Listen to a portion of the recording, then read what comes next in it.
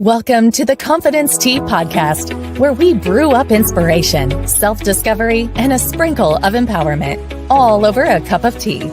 Please welcome your host, Virginie Madiston. Virginie is a passionate advocate for personal growth and wellness, blending the art of tea with the journey of confidence. With a background in psychology, theology, and coaching, she believes every sip of tea can lead to a transformed mind, edified soul, and activated confidence. So get ready to steep yourself in uplifting conversations, insightful stories, and practical wisdom. Without further ado, here's your host of the Confidence Tea Podcast, Virginie Madiston.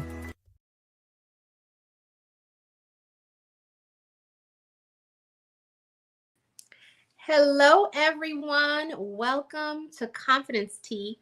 I'm your host, Gigi, and this is where we get to have a mind-transforming, soul-edifying, confidence-activating conversation all over a cup of tea.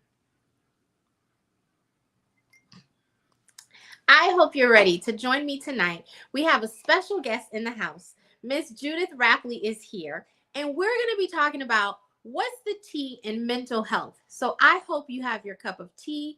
I hope you're ready to dive into this amazing and powerful conversation with us. So before we get started, I want to just go over a couple of announcements.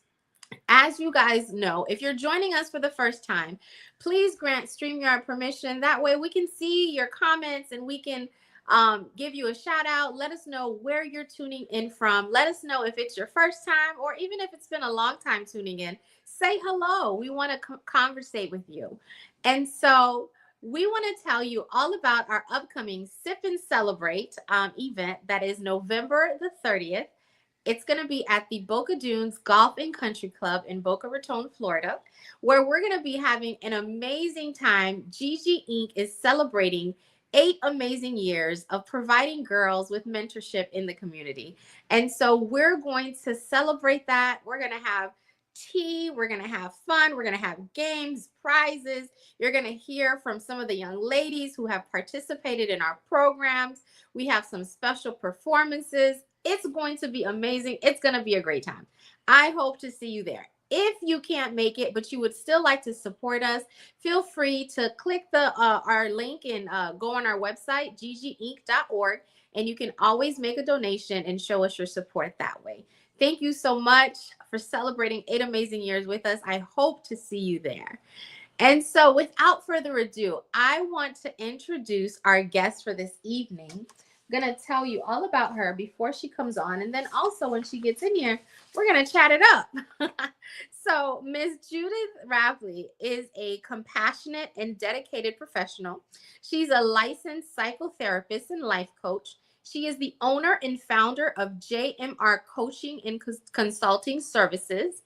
And she is also the owner of You Matter, a youth development social impact model organization focused on intergenerational mentorship, community service, and global awareness.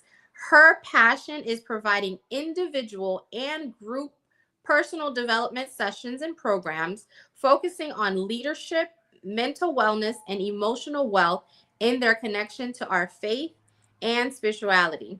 In these settings, she works with perfectionists, overachievers, proclaimed saviors, and everyday heroes who may have lost themselves. She does this from lived life experience, where her biggest life lesson can be summed up in 3 words: lead, not save. So please welcome Miss Judith Rapley to Confidence Tea. Hello. Hello. Good evening, Gigi, and hello, everyone else, both on Gigi's platform and any others on live. Hello, good to have you all. Such a pleasure to be here with you today. Welcome. And cheers to our cup of tea. Cheers.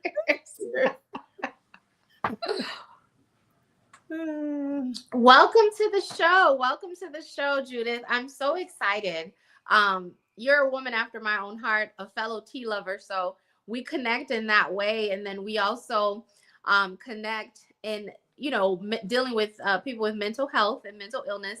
And so I'm excited to get into this conversation with you tonight. and dive right in. What's the T in mental health? And so, let us know, if you're in the audience, your perspective on mental health. Right. And, if you have any questions while we're on here, definitely please uh, let us know in the chat. That way we can address those questions. But Miss Absolutely. Judith, I'm going to give you the floor. Let's dive in. Wow, let's dive What's in. the Let's get to T? it. Let's get to the tea. What's the T in mental health? So let's talk about Mhm. that. Yeah. What is the T, Miss Judith? Tell us What's the about. tea? I What's know the tea? you came up with this amazing title because I know you got some tea to spill. Yeah, what's the tea? What's the tea? Well, the tea is there's so many components to mental health, and just it's awareness that makes me excited about being a therapist and a coach in this era. So the tea is the word is getting out. The tea is people are becoming more aware. The tea is there's more recognition. The tea is I believe that there's some degree of less stigma around Mm-hmm. mental health. So that those are some of the things that I think are good about the tea. Mm-hmm. Key is that there are new methodologies being looked at in terms of telehealth, in Mm-hmm. terms of what would I say, some other medications that are being explored for those who need it that are proving to be successful for some people, where some of the past medications might not have been for those who need it. Mm-hmm. The key is that we're having more conversations about cross sectionality in terms of the different things that impact people. The T is also that we don't think that mental health or mental care or mental health care is only for those in severe cases, but that Mm-hmm. understanding the spectrum of need. So yeah, those will be some of the things off the bat, Jenny, that Yeah, I'm there's excited a lot. about There's a implementing. lot. And you said Mhm. something. You said something very important. You said that you talked about you mentioned the stigma. Like let's dive into that for a minute, because I feel like there's such I feel now it's less. There's less, but there is Yes, still a stigma associated with mental health. absolutely. And I think that in itself keeps people from reaching out and from getting the help and the support that they need. So Absolutely. let's talk about that. Absolutely. Yeah. Yeah. I would agree that although it's less, I mean, because I've been in the field or industry for over, believe it or not, over 30 years, there is still some stigma. There are still some misconceptions, right? There's the belief that people should they don't need mental health support or services. They should just snap out of it, just get Mm-hmm. it together, right? Just snap out of Yeah. it. There's a T that people of color shouldn't need or should not require mental health support. That still exists, even if it exists to a lesser degree. Mm-hmm. There's still the T that it's for the weak, those who are weak minded. That's another Mm-hmm. one. That's Yeah. out. Those who are weak minded need mental health services, and the others, if you're strong enough, you don't need it.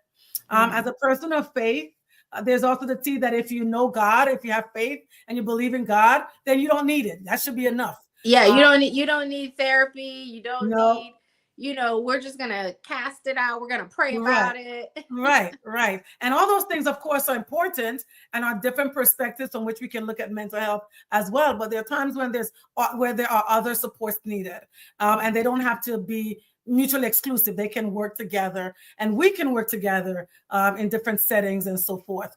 So those are some of the misconceptions that still exist. What's another one that is only for women, right? That men don't need that. Men, Men don't yeah, talk. men don't have Yeah. issues, or men don't need to talk about it. Exactly. Yeah. Exactly. They don't need to talk about it, or they just need to go and play basketball, and that'd be good, right? There's the misconception as well that it's the same thing for something to be therapeutic as Mm-hmm. for it to be therapy. No, no, my gardening is therapeutic, but it's not therapy unless there are specific models around that, and I'm working with someone towards some specific goals around that. It's therapeutic and it's good. It definitely has Mm-hmm. benefits, but it's not therapy. So we still have to work, Gigi, across some of these misconceptions in terms of mental health still, even though there's more awareness. Absolutely. And I mean, I would say that there's a lot of like you said, misconceptions, and people don't necessarily understand mental health in a nutshell. Like I tell people, Mhm. just like we have our physical health, right? You go see a doctor, right, for your physical health. If something is wrong with your body, That's right. right? And we have not normalized going to see a therapist for our Mm. mental health. Why do Yes. you suppose that is? Like, we're not at the place where people now have a grasp on, okay, I need to go to the doctor if my stomach hurts. I need to go, Yes. but they have not come to the realization that the mind works in the same way. Like, we have to go and seek help and support for that as well. Mhm. I think that the medical model and the physical nature of things have existed perhaps for a longer time. I Mhm. think when we think about who has led those particular fields, it has not been, individuals who have the same level of power. And so I think that those are some of the things when I work from both a micro and a macro understanding, because although my degree was in psychology, I also studied sociology. So that Mhm. brings for me into account some of the larger systemic issues that make mental health things not the thing that we pursue or that we follow with the same vigilance that we do physical needs. But I also, when we talk about the T, that's one of the things actually that is changing. We're beginning to become more integrative, I believe, in terms of joining, having collaborative support and work. Today with one of my clients, she's having some physical issues and needs, and I Mhm. suggested that she speak to her doctor about her mental health needs.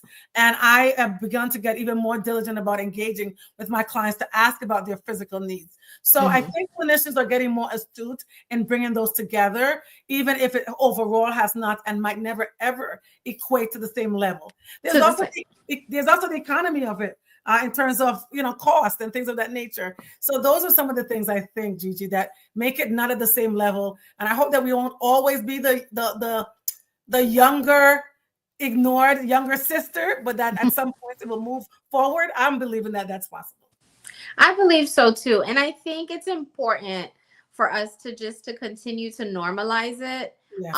and to really help people. And I think having conversations like this definitely helps in bringing the awareness to people to know that, hey, just like you have a physical health, you also have a mental health that needs to be Absolutely. addressed, Absolutely. and providing those tools and those resources so that people can find the need, what they need, and if and knowing that it's okay for them to speak to someone.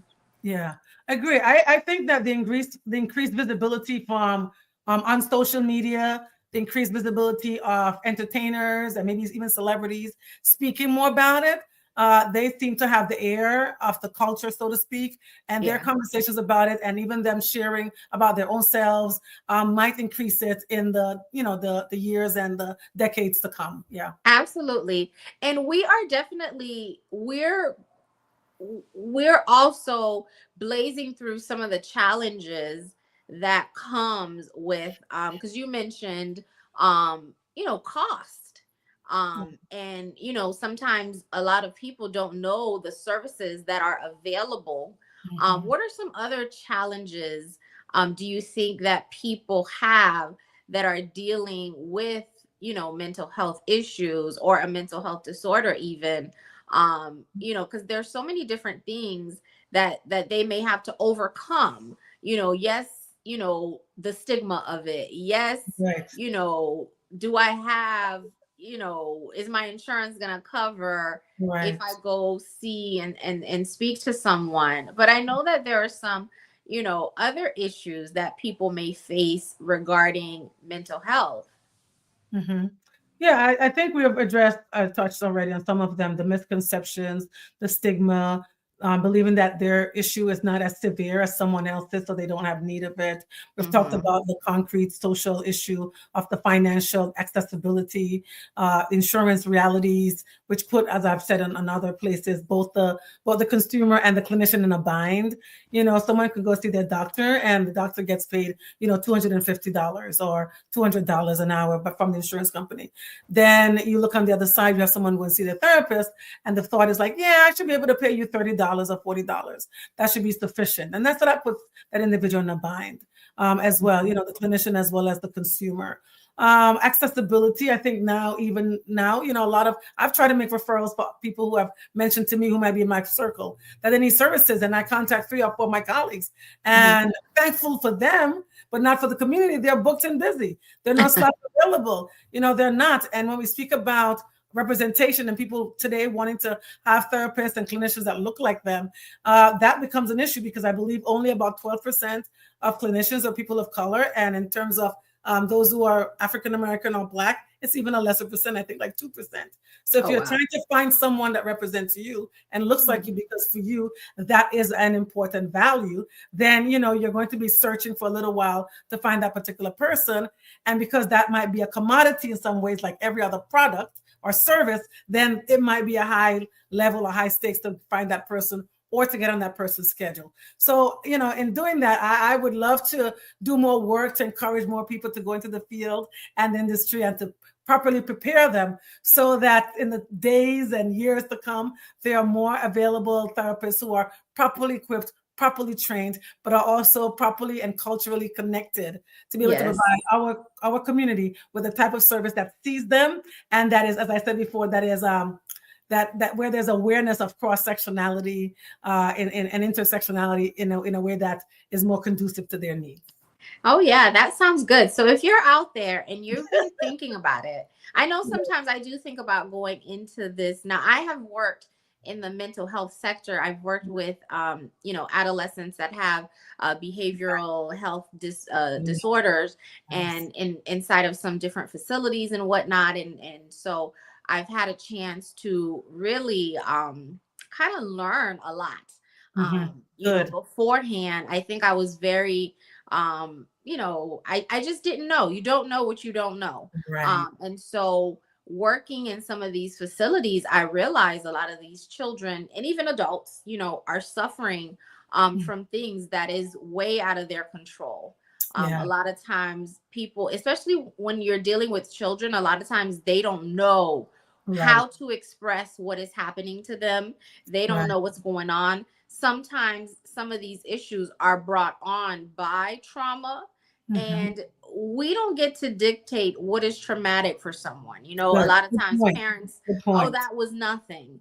And you don't know that that was nothing for that child. And so sometimes, that child goes through a traumatic experience and it does bring about some type of mental health issue. If it's not dealt with, it can, follow them into adulthood. And if not controlled properly, if not dealt with, they end up struggling with that issue for their entire life. Absolutely. Gigi, you made a couple of great points that I want to elaborate on. When you talk about children, because I have worked with children, both in agency work as well as in private practice for a while, you're right. They don't have the language. We don't teach them the language to express what's happening for them in their mental health or in their emotional health. As I said to someone today, a client today, they know more that their tummy hurts, going back to the medical model, right? They know that their tummy hurts, but they don't know how to say that means that they're afraid or that they're anxious. So I have done, in my past, I worked with NYU University, and we were providing psychodynamic information and psychoeducation to the teachers and to the children in kindergarten and first grade, utilizing little pictures and things of that nature to help them begin to express what is, I feel sad, I feel angry, I feel worried.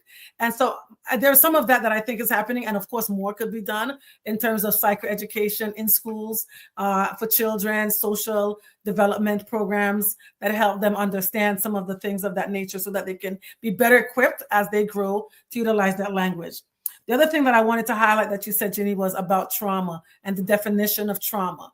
I'm thankful to hear that because of more visibility and more conversations around trauma, we're recognizing that trauma is not just what we call or used to call the capital T, the big things trauma. But trauma is anything that impacts someone in their experiences that they consider traumatic, right? You can have siblings in a particular home and certain events happen. And one sibling said, nothing happened, not a big deal. Other sibling says, oh no, that thing that happened was a big deal to me and was traumatic. Right now there's language for it, and was traumatic to me. And I think that that's important for us to understand so that we're not just considering mental support or mental services for just those who have been severely impacted, but that we're recognizing that any one of us, any one of our mental functioning, our mental well-being, our emotional well-being can be impacted by events and our own very personal, individualized experience.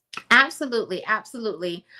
Speaking of, when you talk about the two siblings growing up in a household, and one person can have a totally different experience. Same thing as far as like a car accident. You Absolutely. can, be in a car accident or even witness a car accident and be so traumatized by that.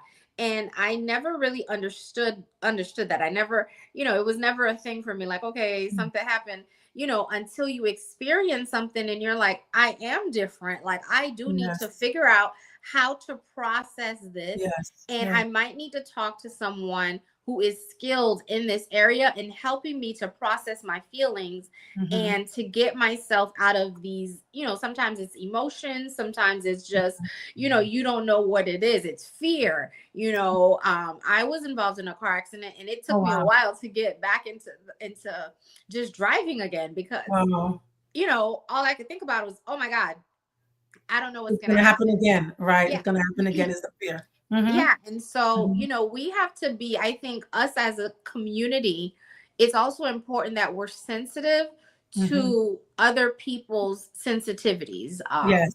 Yes. Because sometimes just the way you respond to the way that someone is feeling, lets them know if it's okay for them to have that feeling or not. And Mm-hmm. so a lot of times people shut down, or they remain bottled up. They keep everything inside, Mm-hmm. because they are afraid of how they're going to be perceived. Yeah. Nothing happened to the car, but that doesn't mean you were not affected by it. Absolutely. Because nothing happened to the car, that doesn't mean you're not affected. And if there was someone else in the car with you, they may have been impacted, but impacted in a totally different way than how Totally. you were impacted. And that's the right to your point of view, to your POV, as my younger clients point out to me all the time. You have the right to your POV. And that's one of the beauties about the widespread information and visibility of mental health now, that people are understanding and hearing more, and being validated in their experience, in their points of views. I love that. That's even, I would say, one of the positives of social media, in that Mhm. there is some place and room for self-expression, so people don't feel as alone, and they don't feel as weird, and they don't feel as there's something wrong with me, as perhaps they would have felt 10, 15, 20, or 30 years ago. Oh So I yeah. like the fact that there is more self-expression and more room and space for people to have different experiences and different points of views. Absolutely. Absolutely. And I even encourage parents, me working with youth and being just such a youth advocate, Mm. is to allow their children to voice what it is that they're going through, whether it be in school, whether it be in like at home, even in the social realm, because now Mhm. we know there's so many things. Like, social media is both good and, but it could also, it's like, it could also be bad. We Right. hear about cyberbullying a lot of Absolutely. times. Absolutely. Children could be bullied through social platforms, or Mhm. these things. And so we have to be more cognizant of the world that we live in and the Yes. changing times, Oh, what yeah. people are dealing with, as opposed to how we were brought up and how we were. I mean, I grew up in the generation where you just kind of you toughed it out. Like, You sucked it up. you Suck it up. you suck it up. And we can't continue to have that same language. No, We man. can't talk to, I like some of the things that, growing up, my parents said to me. I dare not say that to a child Yes. nowadays. They're gonna They, run away they, crying. they will call you out about it, because they've been more exposed, and they will say to you, the child will say to us nowadays, you can't say that to me. You hurt my You feelings. hurt my feelings, I, and I you're not love hearing that. considering my mental health wellness. I've had Right. children say that, and Right. they'll say, "You're not taking Yes. into consideration my mental health," and I'm like, Yes. okay.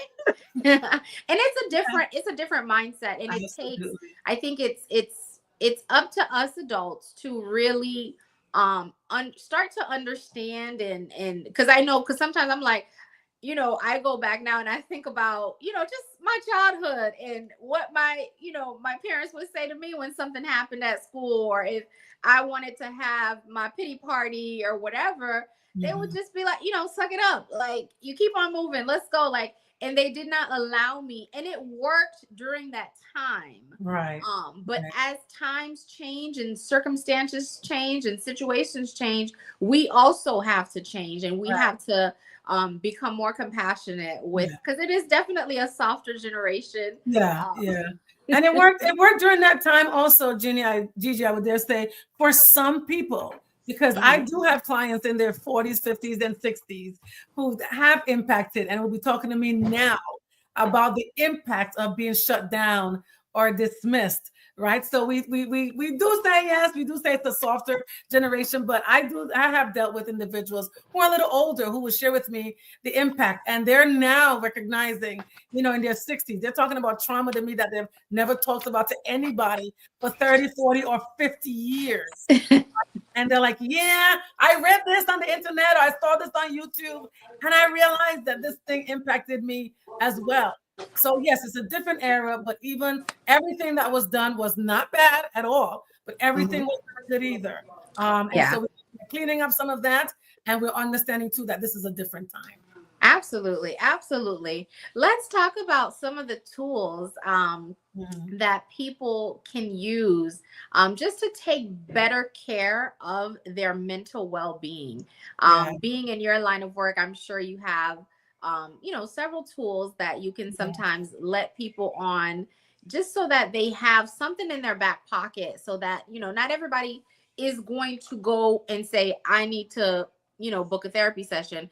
But what are some things that they can do, or what are some tools that you can guide them towards? Thank you for asking about tools, Gigi, because you're right. Because of lack of accessibility and affordability at times, not everyone is going to go to therapy. Again, I think I read somewhere recently that only 12% of individuals in need of mental health services will actually get it. Wow, right? That's a low number, 12%. Wow. 13%, I think it was. So that means that the other individuals are not getting support in a targeted and intentional way. So here are some things. Again, it might seem as basic or simple as possible, but I think our constantly being aware of our bodies and screening our bodies and what's happening in our bodies is important. I am doing more and more work and studies right now as I prepare for 2025 around what they're calling now psychosomatic realities. I'm learning about the different ways the brain and the body works, so that I can give my clients more opportunities to learn how to practice scanning themselves. How are you feeling? What's happening in your hands? What's happening in your armpits? What's happening in your stomach? Those kinds of things. So deep breathing is one way that we can become more aware of what's happening in our bodies, just pausing and stopping and doing that. And that can be done anywhere. There are different types of deep breathing opportunities or exercises, like breathing in a box, doing the 4-7-8, counting to 4, in, out for 7, hold for 8, those kinds of things. So that is one particular way. As I just mentioned, body scanning is another. Meditation, that looks different for different people. People are learning that meditation does not have to be where you like empty your whole mind kind of thing, but where you just kind of stop and just concentrate or focus on something. For my clients who are Christians, I invite them to not feel weirded out, but to focus on the word of God, or to focus on a particular word in the Bible, or focus on the name God or Jesus, if that works for them. Other individuals can use other things that work for them in terms of just centering. Other wellness things like physical exercise, walking. Some people can do the running and other things that make sense to you. Those things have proven to have benefits in our mental wellness and our emotional wellness and our moods as well. Because again, it's connected. As a holistic coach, I'm always telling the clients it's all connected. It's all connected. It's always all connected. So things like that. That, of course, includes nutrition, proper nutrition, and sleep.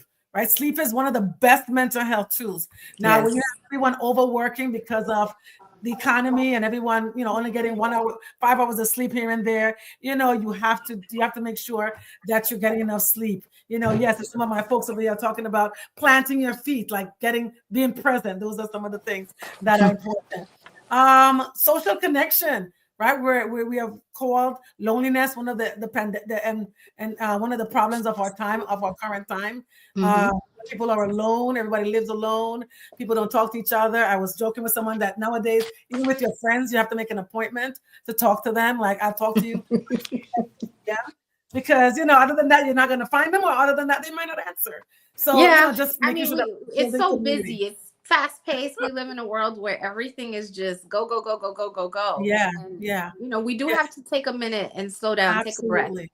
Right. And so the Right. last two things I want to add in terms of tools are just awarenesses is what you just said, being present, right? Being present, like pausing, stopping, being present, not trying to do the whole multitasking at all times, because we've learned that multitasking is not a real thing. That means you're doing one thing well and a couple of other things by the way, right? So just stopping and pausing, making room and space, creating spaciousness in our lives. And then, of course, if their symptoms are frequent and severe and impacting their lives, of course, seeing a mental health professional. The only other one that just jumped in my head as well, in terms of how to manage, one's mental wellness, that comes up in a very stressful society. And even as I'm talking to my clients constantly now, is setting realistic expectations. That's good. That's good. Again, I mentioned in terms of my avatar client, there are tons of people who are like doing a lot for others, whether it's mothers, fathers, or leaders in some way. So those are, just setting realistic expectations so that we can have compassion and care for ourselves, right? Yeah. We can't do everything well all the time at the same level. I put all of those conditions out there on purpose, right? You can't do everything well at the same level all the time. So we have to select the day that you are a 100% mother and you're like busting it with your children. Might be the day that as a housekeeper, you might be a 30 that day because there's dishes in the sink, right? And the day that you're in a particular season at your work where they need more of you, something at home might not be at the 100%. You just cannot be at the 100 in everything all the time. If not, you will burn out. I talk about burnout, passion fatigue, all those kinds of things that are demonstrations and symptoms of, mental health and wellness. That's not healthy. Yeah, absolutely. I think sometimes we have to offer ourselves some grace. Yes. Because we want to be 100 in every area all the time. And we have to slow down. So ladies, if you are watching, please take some time for yourself, extend yourself some grace. So that you are not going to be super mom every single day, 24 hours a day, 7 days a week. It's okay. Even moms deserve a day off. Yes. Two things. Stop and have a cup of tea or lock yourself in the bathroom for just 3 minutes and have some deep breaths. Make sure that there are no sharp objects outside if you have little ones, but just lock yourself in there for 3 minutes, have some deep breaths and come outside and just continue on. And woosah.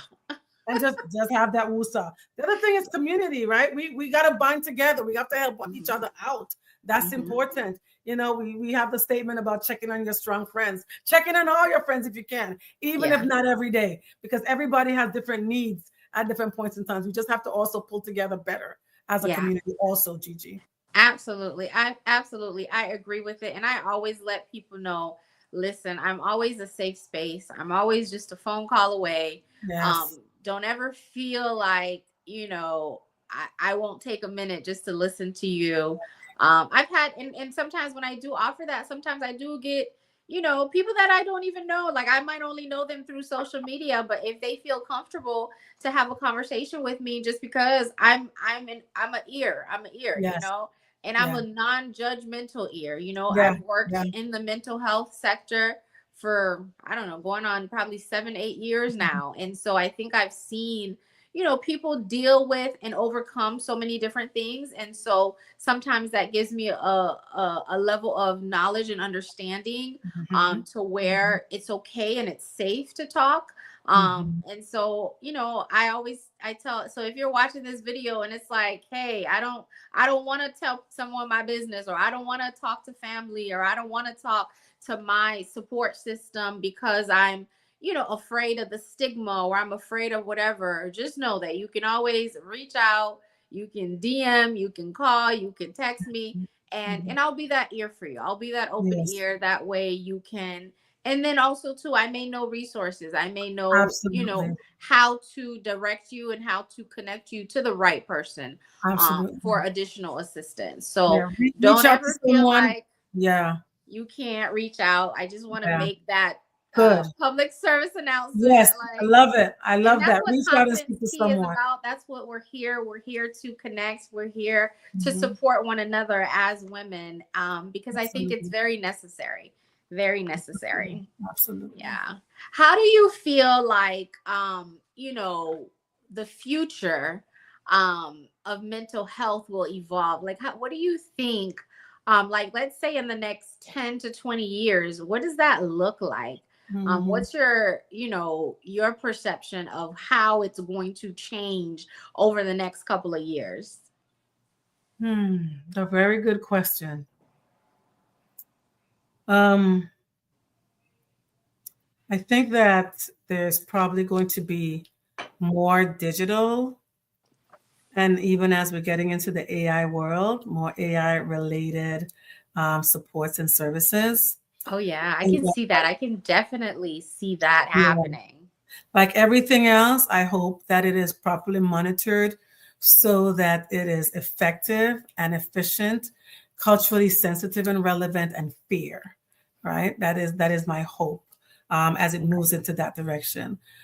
Because already in the last couple of years, as a clinician, we have seen where business organizations have come into the field in a way that benefits economy and benefits capitalism, but doesn't always benefit neither the consumer nor the clinicians. So Okay. I hope that as we move into the more teletherapy and the digital platforms and the AI created things, that there are some monitoring systems to make sure that it stays, that it is monitored, and that there are checks and balances so that proper care is provided to those who most need it, because it's usually the most vulnerable that get impacted in a negative way. So that's my, plus and minus. I think that there's going to be more discoveries around medications. There are people that are using things like different psychedelic medications that they find helpful. It's more common than it might have been 10 years ago. I probably could tell you right now, my clientele, maybe about 30% of them would mention that they have used it, whether in an organized, monitored way or just with some friends. I always tell them to be diligent consumers about anything new, so that they're doing their due diligence and research. So that might end up being something that is more explored and more widespread, because it's out there that there's sometimes quicker solutions in a shorter time frame, so that there's not level of time that talk therapy might take for some people. I hope that there's more.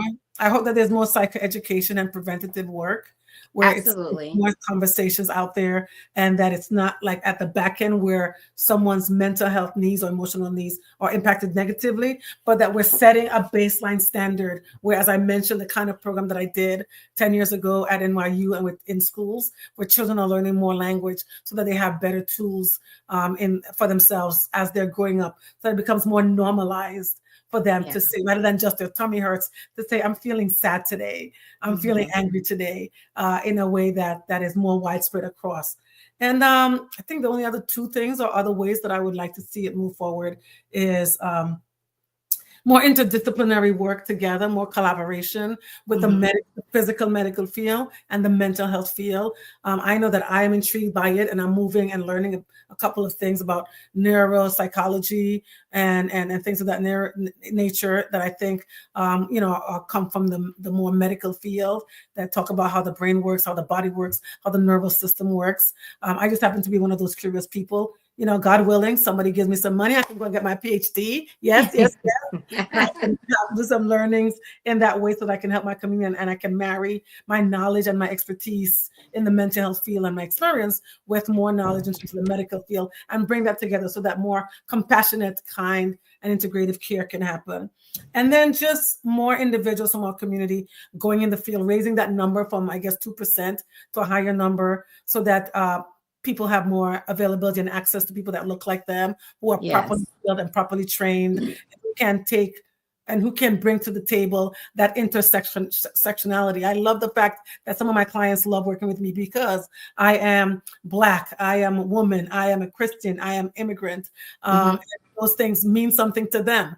When I came on therapeutic journey 20 years ago, I didn't have that. And so the person I have, as wonderful as she is, doesn't represent me in a number of different categories, but she was just a good therapist. And I'm thankful. And sometimes that does keep people away. And like you said, that will draw and attract someone to you because of that. Because it's almost like when you want to go to a doctor that can understand your needs and, the doctor that resembles you. And so for some people that means a lot. But I say to everyone, although it does, my only caution is if you can't find that and that's what you desire more than anything else, get a good therapist, because a good and properly trained therapist will be able to see you and provide you with services that meet and complement your need, even if they don't totally reflect or represent the story. Because in the same token, someone who looks like you've not properly trained might not be able to see you. So there's that, there's that to be weighed and balanced out for each person. Absolutely. Wow, that's amazing. That is so good. Do you have I definitely want to you to connect with our audience. So how can people get in touch with you so that they can connect with you? Before I even share that, Gigi, I just want to really thank you for your collaboration. I think that these kinds of collaborations in the community and with different expertise, I also want to say on behalf of Gigi, please contact her on YouTube. I put her YouTube information. She has some wonderful tea. I'm not drinking her tea tonight, but I've had some mango lemon tea. So contact her for her tea. That's wonderful. It's good. It's refreshing. And I'm about to get some more. So anybody, any of my audiences, as you see this video, make sure to contact Gigi for her tea. Thank you. Thank you so much. You're welcome. So thank you for the collaboration and having this opportunity for us to work together in a way that is mutually reciprocating for both of us, where we can expose both our audiences to both of us in a way that's collaborative. Now, with that said, how can your audience reach me? You can reach me at judithrapley.com, judithrapley.com. That is JUDITH RAPLEY is where you can reach me at my website. And, regarding speaking, regarding trainings, regarding providing support and psychoeducation and preventative services in businesses and organizations. And corporately, I work a lot with executive leaders and even others whom I consider themselves leaders. And then on social media, on both Facebook and Instagram, I am Judith Rapley Life Coach. Judith Rapley Life Coach, all one word, on both Instagram and Facebook. And I would love to meet your needs wherever there might be need towards leading and being healed and healing and being on that healing journey. Awesome. Thank you so much for that. Thank you so much for just joining me tonight. Thank you for, I think, the collaboration is important, yes, but it takes two, it takes you saying yes. So thank you for saying yes and coming on here. I hope that a lot of the information that we shared tonight during this conversation made you, just more aware, brought some awareness to mental health. And I hope that you definitely have more knowledge than you have before.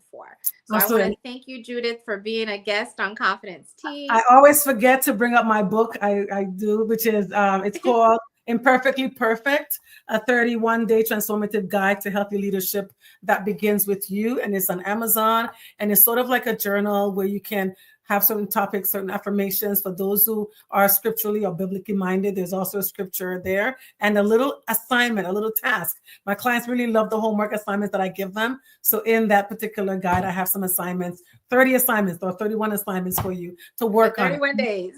For 31 days, when we talk about individuals who are not either ready or able to get into additional support, I believe that if you start with that, that will get you started and just begin to give you an ability to process some things before or until you get to some support or services. Absolutely. I love that. If you're listening, go ahead and get a copy of Let's Show Miss Judith some support. Show us hold it up. Yep. Okay, there we go. Yeah. Yes, we want to definitely support you and grab a copy of that book that way. And because all of these things are beneficial for us, and this is part of having these resources in our tool belt or our toolbox. And I want to come up with a toolkit too. I'm Good. working on that. Is coming up with a confidence toolkit so that people have access to all the tools and resources that they need when they need it the most. Because I think sometimes just not knowing, we don't know what we don't know. And we don't know that Right. we might need a 31-day journey sometimes is what you need in order to restabilize yourself and rebalance Absolutely. and energize yourself. Absolutely. And so that way you can keep on going. And Yes. so To taking out plant your that seed and 31 getting days, started, to reset or recharge at a particular time. I think even getting ready for the new year is a good time to it's a ground yourself great because a lot time. of Yeah. things happening right around you, and you're like, okay, let me just take this 5 or 10 minutes a day to just work on these things. And also, I think something you just said, Gigi, came back to me. Our parents might not have known better in a number of areas, but we get to break certain chains. We get to break certain cycles, and so this is an opportunity to working with Gigi in her particular organization or with her, or if you contact me for support, we get to break the chain and to do better now that we know better. Yeah. Absolutely. When you know better, you do better. So let's do better, ladies. Let's treat ourselves better. Let's treat our mental health better. And let's just be better for it. And let's be better at supporting and connecting with one another. I'm always here. If you want to connect with me, I'm literally a phone call, a text message, or an email away. And so those who know me know I will fly anywhere. I love to Oh, travel. wow. So Wow. You're like me, give have me passport with travel. I have a passport. Give me a reason to come to you and I will be Awesome. there. So Awesome. thank you so much, Judith, Yes, for lovely. joining us. And we should do it again soon. We should We have should. more tea soon. And so I am, definitely looking forward. If you'd like to be a guest on Confidence Tea, feel free to reach out to me. All social media platforms, Girls Igniting or Virginia Madison on Facebook. Thank you so much. I hope you have a wonderful evening. Thank you for tuning in. Until next time, if no one has told you today, I love you. I love you and I love you. Have a good one. Have a good night, everybody. Bye-bye. Bye.